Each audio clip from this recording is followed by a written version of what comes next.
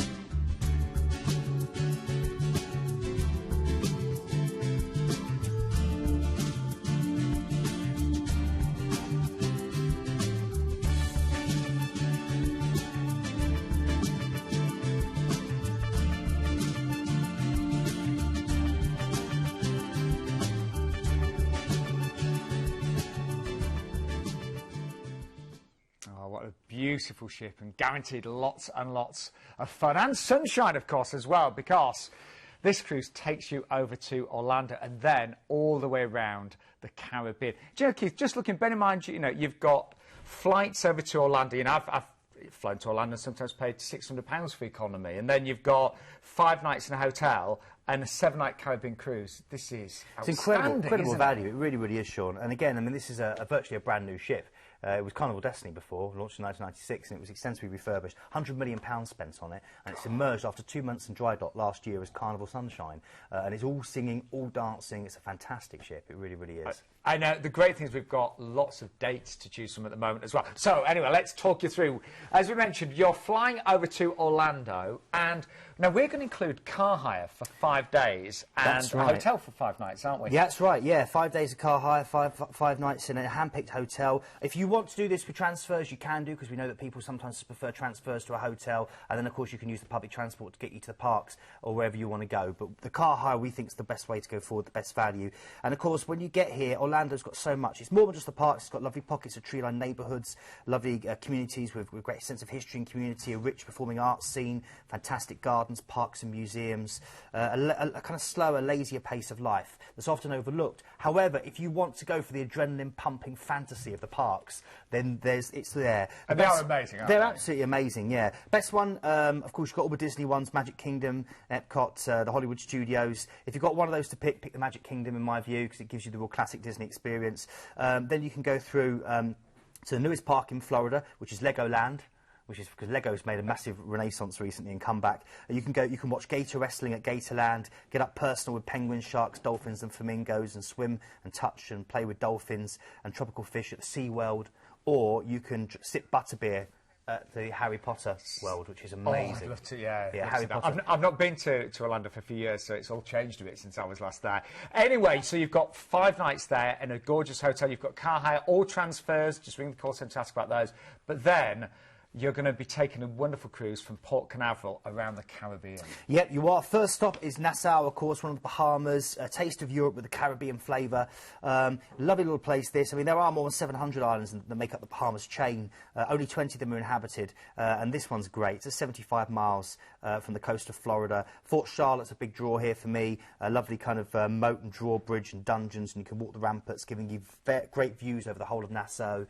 You've got the lagoon here with the Paradise Island, which is fantastic. Again, they do a dolphin experience out there. You can go to Ardestra Gardens and see the iguanas, the monkeys and the jaguars. Atlantis Resort as well, where you really get the whole feel of the kind of dolphin habitat, the Mayan temple, water slide and casinos. And beaches. The Bahamas known for beautiful powder sand, gorgeous water and good diving.